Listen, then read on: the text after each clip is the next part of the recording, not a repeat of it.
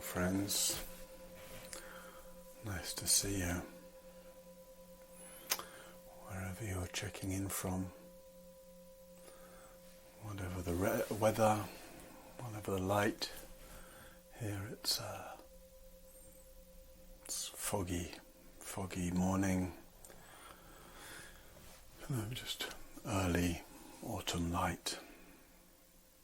The sense of the quiet of the world. And of course the world isn't always quiet. It may not be quiet where you are. Maybe just because you're in a city and you can hear commuter noise outside. Maybe you're in a part of the world that isn't quiet.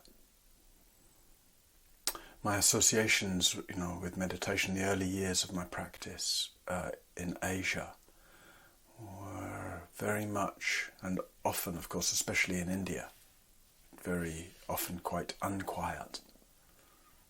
And yet, that association with the early morning, which is pretty much universally in India seen as a time for prayer and puja and meditation. And that sense then of one's practice being one of listening to the quiet of the world. Listening to the quiet of the world. And maybe that is possible, whatever's going on around. However much noise there may be. Maybe that's the contradiction of today. The contradiction that we can listen to the quiet of the world in the midst of noise, that we can rest in the stillness of the world, even though everything we experience is unstill, moving, changing. That sense, it's often I think where people struggle a little. Hold on. Excuse me. I try to turn my mic down every time I do that, so hopefully it doesn't blast you. I think it's a little dusty up here. I haven't used this space so much through the summer.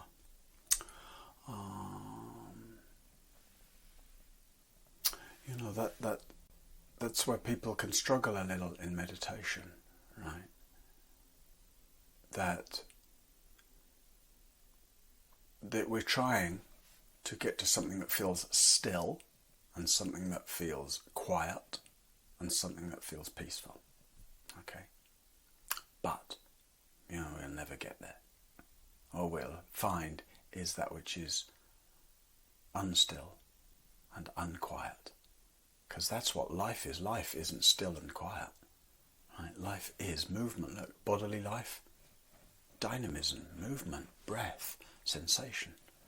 Emotional life, right? And just mind states. Okay, sometimes they can be more or less dramatic, but there always is a state, a feeling, right? Mental life, unquiet, constant thought production. So life, what we call life, whether what we call inner life, body, heart and mind, or what we call outer life, right? All that we see and hear and touch, it's more or less dramatic in its noise and movement. But it is a world, an inner world and an outer world of noise and movement.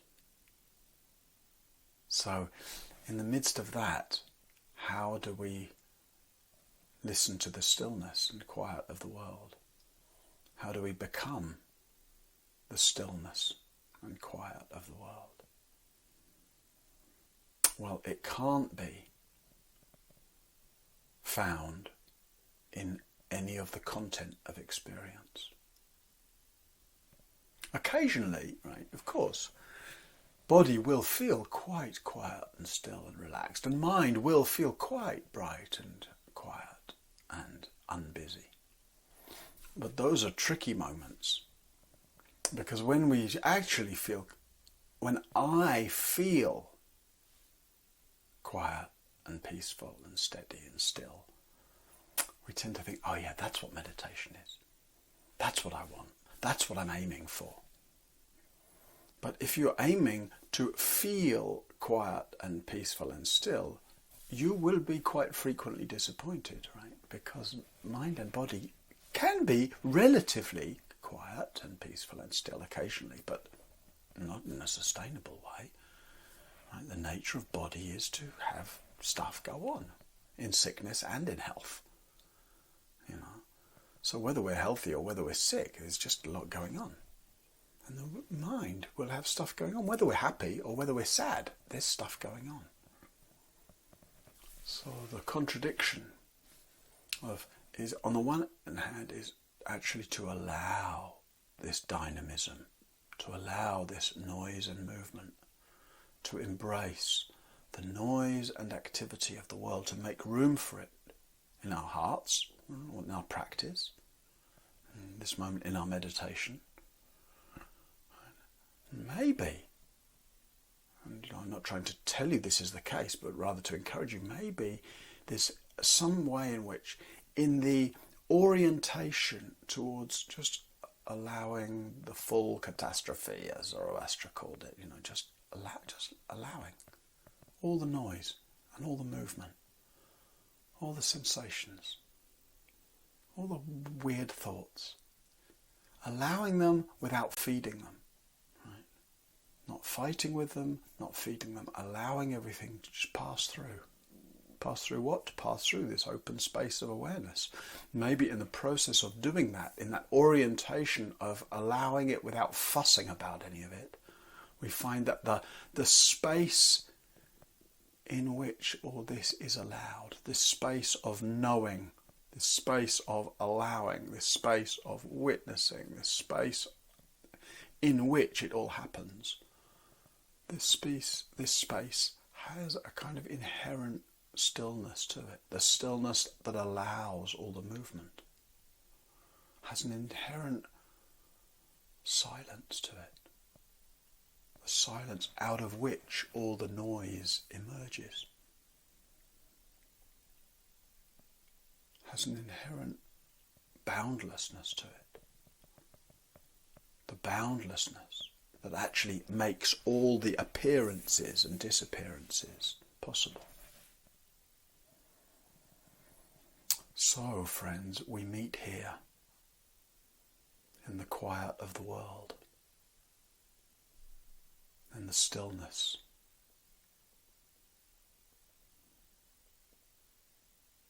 and the silence, and the peace.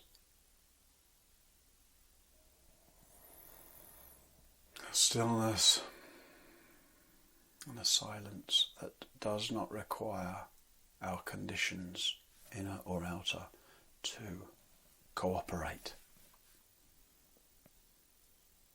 And yet, when we listen to that stillness and silence, and we stop fussing with the content, then actually this body and mind starts to conduce also to something more peaceful, more steady, more open. So, it's like this then that we practice together. Please take your seat. Wiggle your bum a little. Settle into your posture. And let's enter into meditation.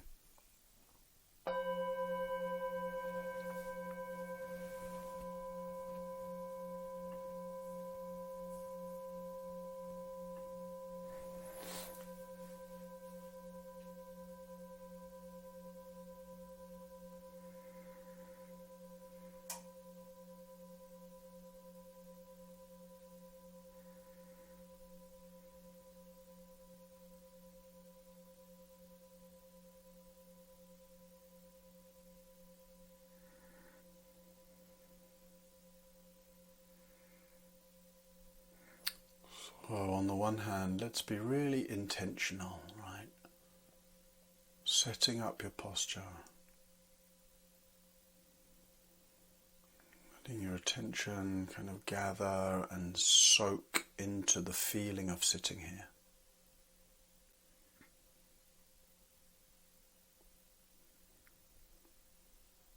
on the other hand, let's be very unconcerned about the content, the noise and movement of experience. So we're settling our attention, allowing thoughts and sensations and sounds to come and go.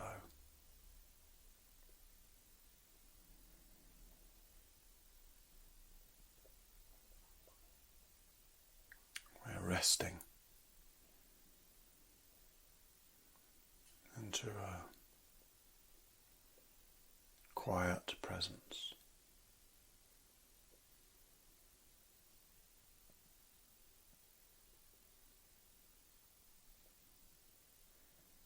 Just like this.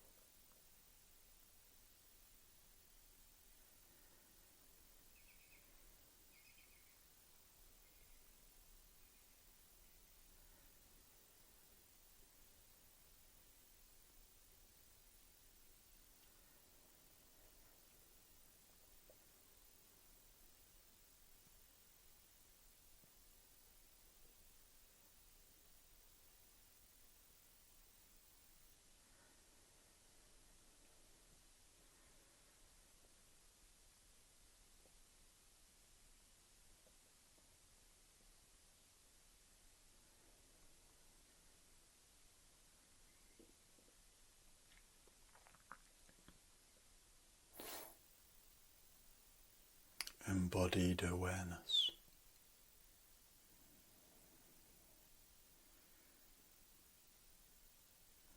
Settling your attention again and again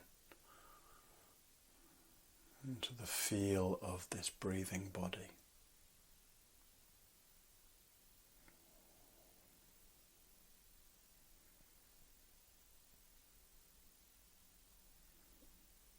Quiet awareness.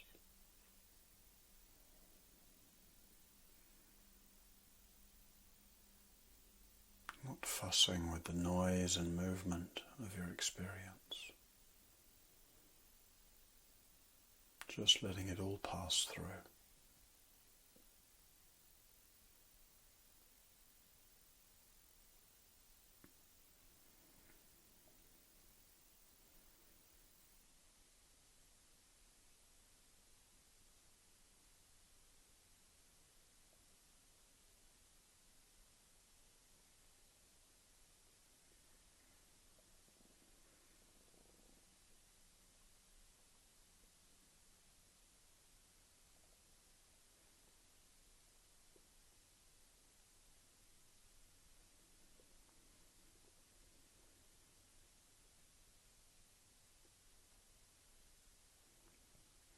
Spacious awareness.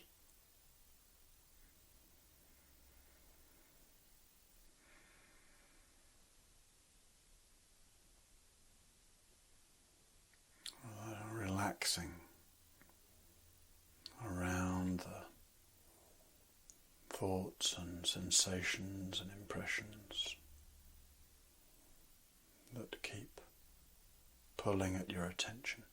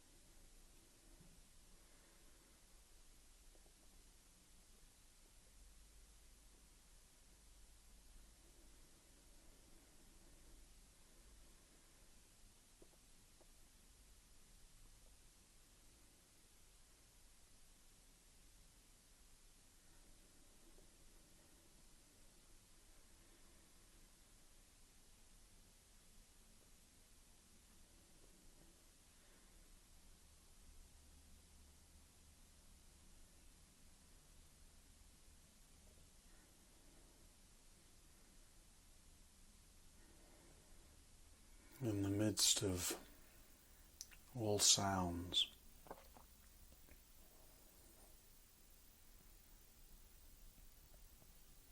Can you hear the silence of the world?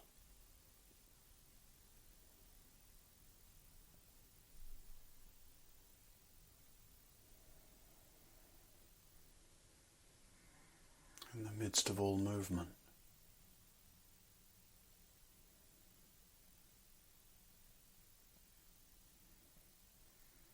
can we feel for that which is perpetually still?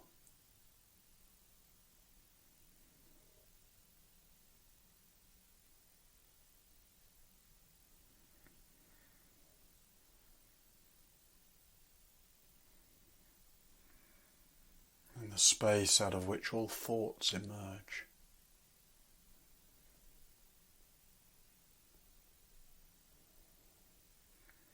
Can you recognize the thoughtless, the inconceivable?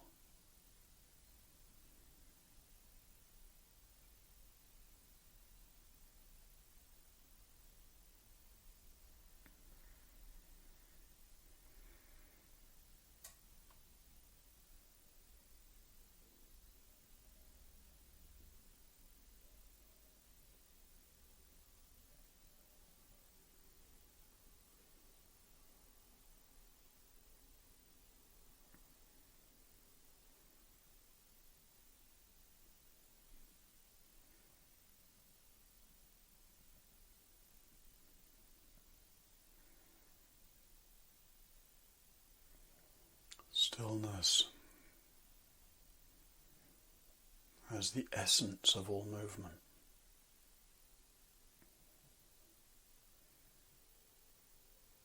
Silence as the essence of all sound.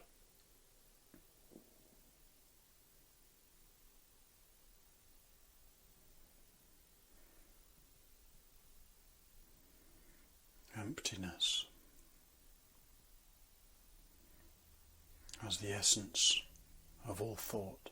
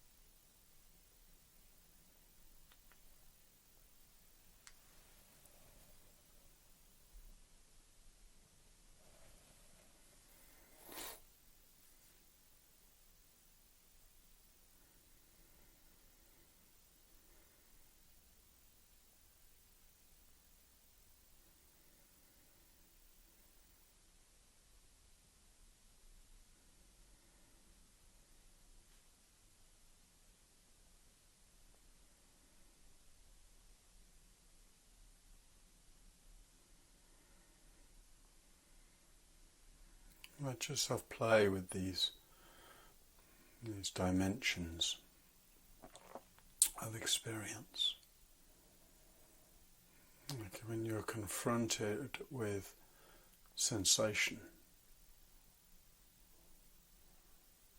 see if you can feel the space around the sensation.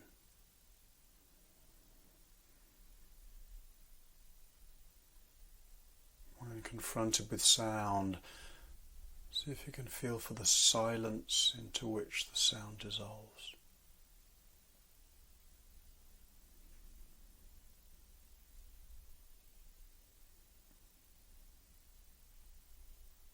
And confronted with some thought stream, however compelling it might seem, however long it may have exercised you for, to see if you can allow the thought to dissolve into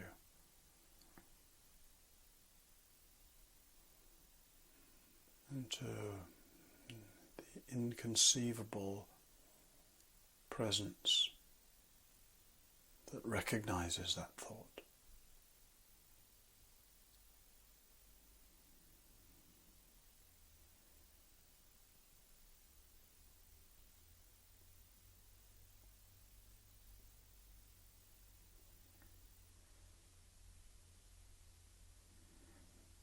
So that in this way we bring the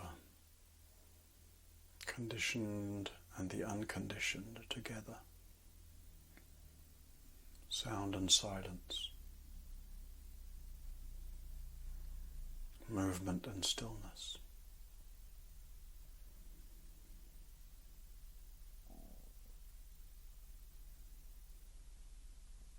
Thoughts and space.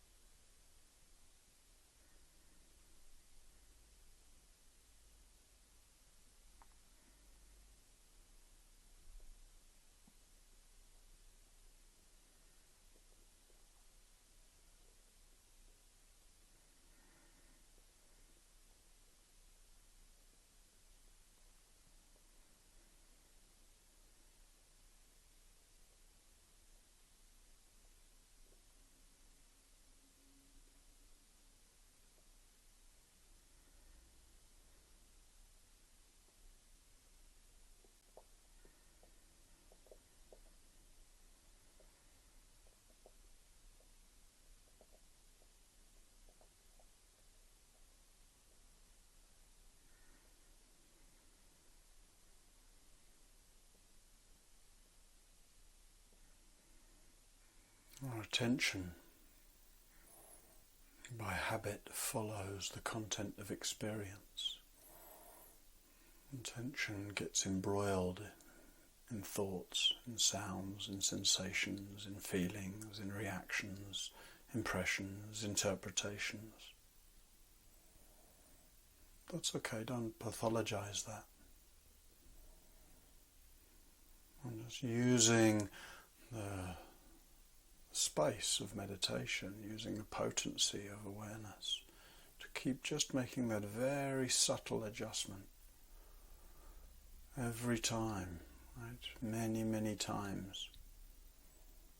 You find your attention embroiled in content, and just to make the little switch from embroiled in sensation and its movement to feeling, for the stillness out of which that movement arises.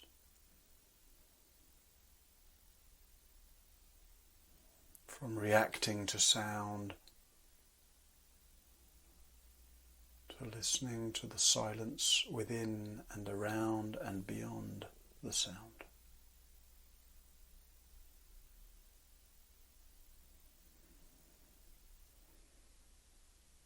From embroiled in thought to sensing the emptiness of thought.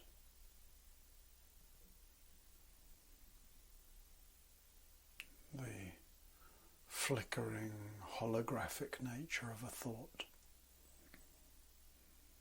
For a moment seemingly so real, then gone. Gone. Dissolved into emptiness.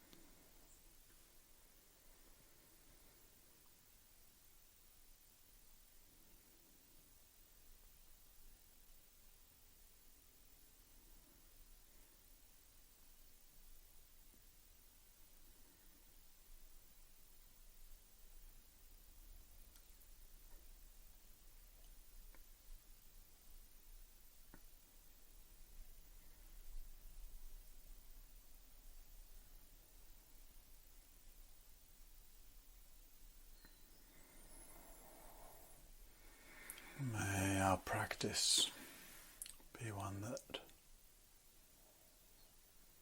reconciles and dissolves and transcends both movement and stillness, sound and silence, thought and emptiness. So that we can both embrace and move with the noise of the world, while also really knowing the true heart's rest.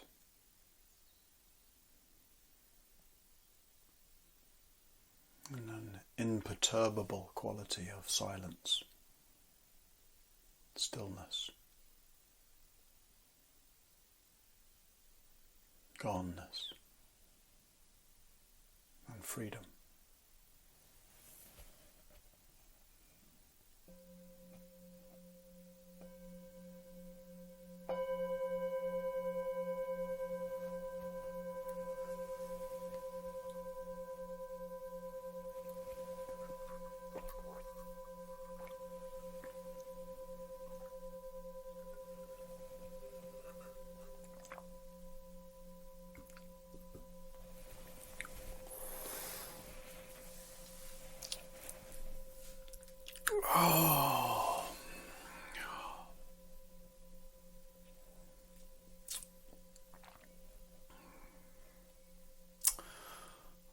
I've been really enjoying sitting this week. Something about this time of year, and maybe the reconnecting with you all after the summer months when I haven't been able to lead these morning practices. So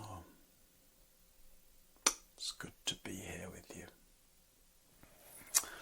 All right. Feel free, if you have questions or explorations or anything that seems like it might be helpful to give a bit of air to. Let me say a couple of things just by way of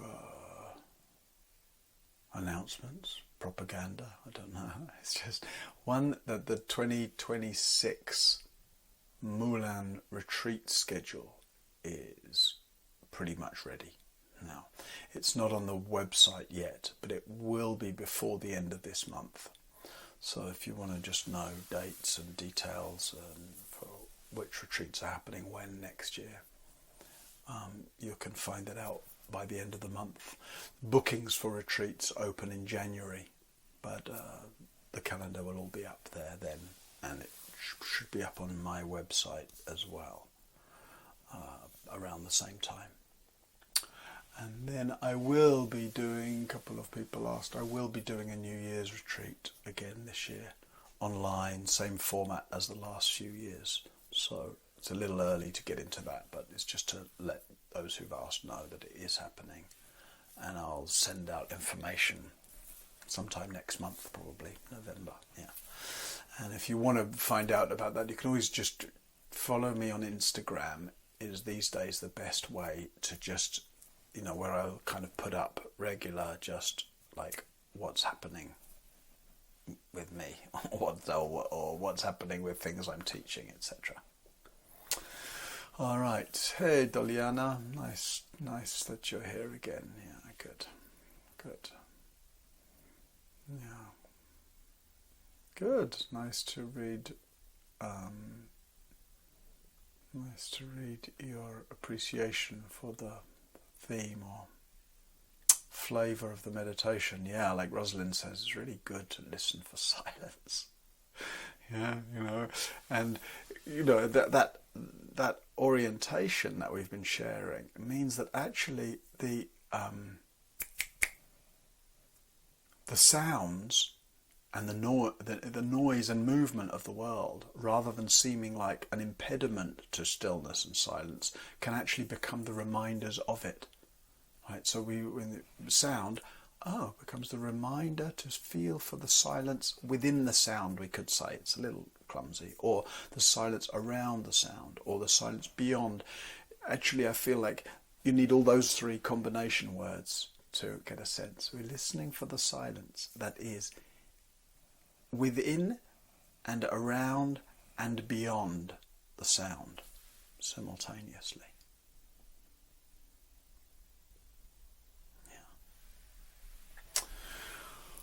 What else? Just let me mention Dana briefly. Hey, you all know about Dana, I guess.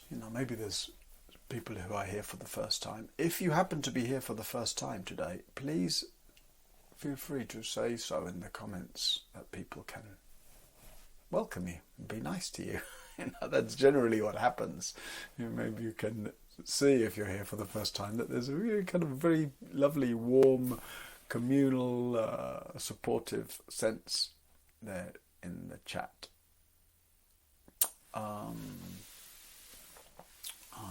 Yeah, and all of this is supported, by being basically freely offered. And yet freely offered doesn't just mean, take it for free. Freely offered means, it's on the basis of a kind of mutuality.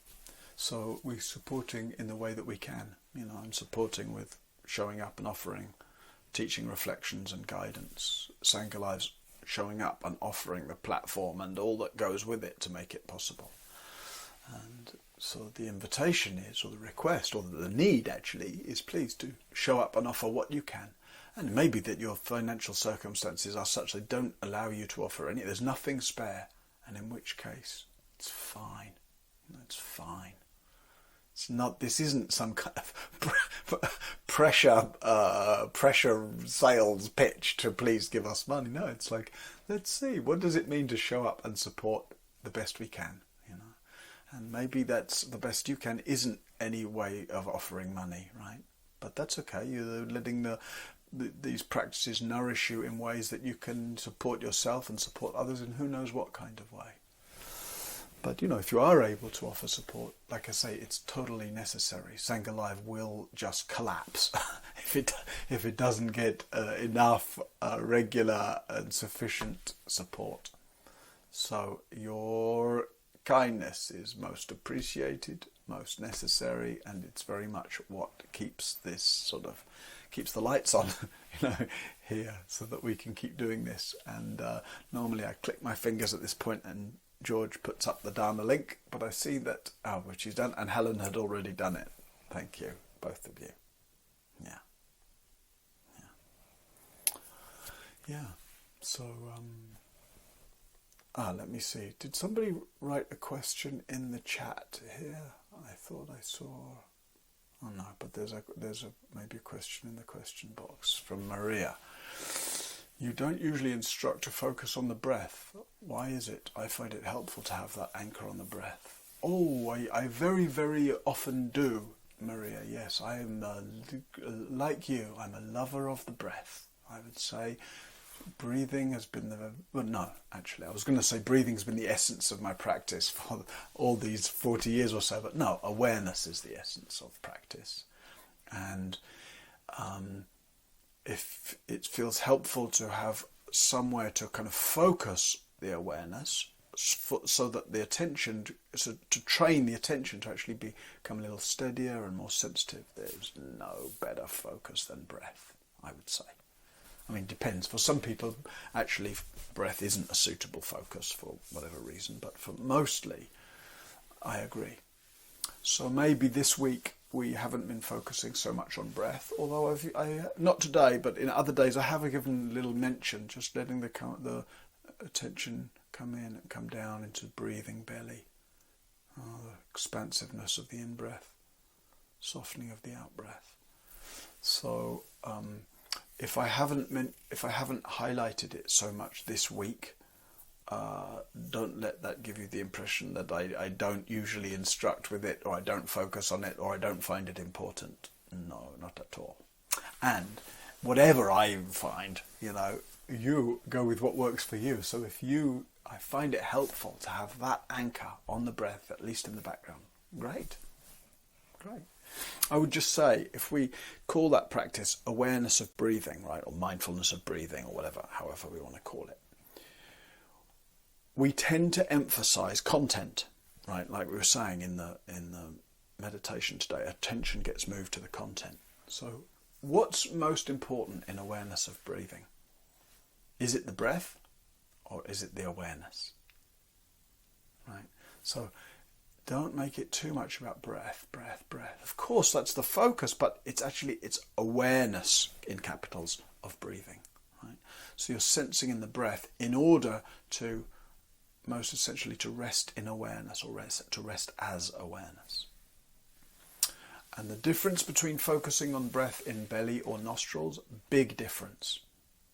So, but you see for yourself. What would you say, Maria? What's the difference between focusing at the feeling of air passing through the nostrils, or the sense of kind of the movement down in the belly? I mean, one of the differences is that attention brings energy, right, to that area. Just us. So if you're focusing here, you bring energy to this area, and this area tends to be quite busy because all your sense organs are stuck on here, right? Seeing, hearing, smelling, and we associate a lot of our cognitive and imaginal activity here as well. So focusing here it can feel like a very intense kind of a point, right? Just this point, and also it's in the middle of all this other sort of sense input, and that seems to make for a kind of intensity. An intensity of bringing energy to this area, and also an intensity in people of focusing sometimes in a way that feels a bit tight or narrow, you know. So whereas belly has a sense of coming in and down, it's more conducive, I would say, to an embodied presence and to a relaxed presence, and to feeling then a sense down in the belly of a kind of softening and opening and relaxing. So I always, pretty much when I'm guiding people in breath meditation, I always use belly, and I don't agree with what you just wrote there. That's the argument that's usually used. Nostrils are more sensitive, you need a finer attention. I don't think so, and I'm not so sure either about the idea of a fine attention. What does that mean, a finer attention? You can sense into subtlety anywhere. You can certainly sense into great subtlety down in the belly. You know?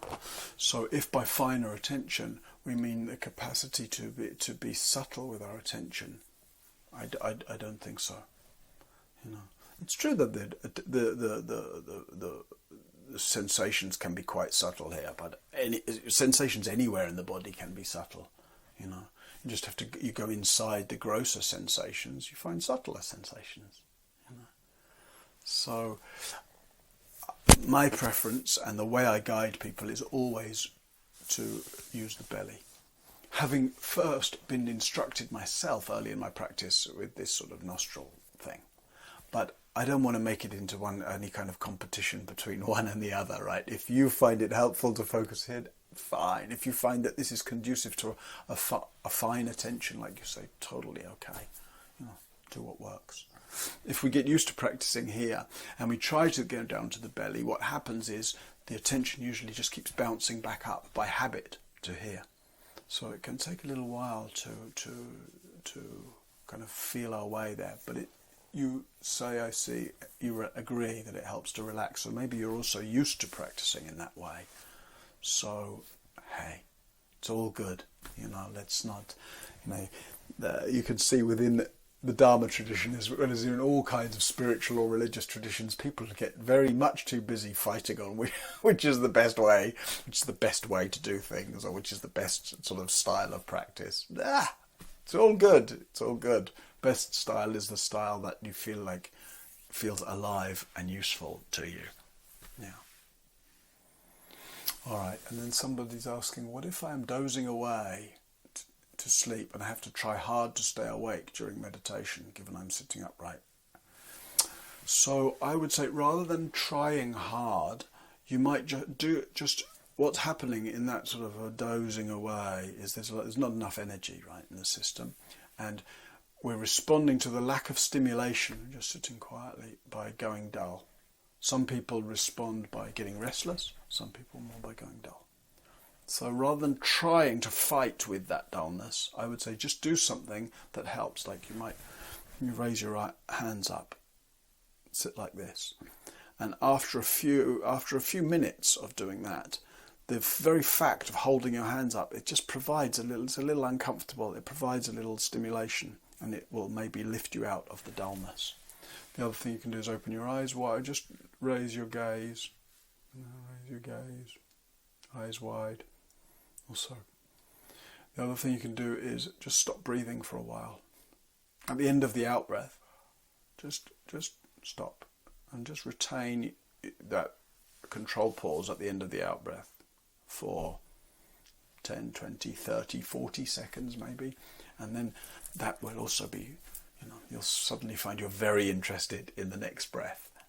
And so I would say it's quite helpful to do one of those kind of mechanical things rather than just fighting to stay awake, trying hard to stay awake. I'm not a big fan of trying hard in meditation, but rather fostering a sense of ease. All right. Good. Well, thank you, friends. I appreciate you asking questions, and I'm happy to be able to respond. Yeah. I've just come back from the questions box to the text box, so just checking in with your comments.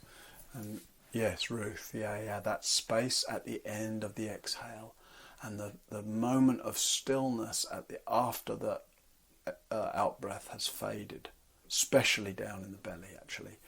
That's a moment that really offers a kind of a window or portal maybe into a qualities of depth or stillness or silence or goneness or vastness. Yeah. All right, friends, thank you for your practice and your presence. Thank you for your many kindnesses to each other in the chat. Thank you for the dana that you offer today, if you're able to offer it. See you tomorrow. Thank you.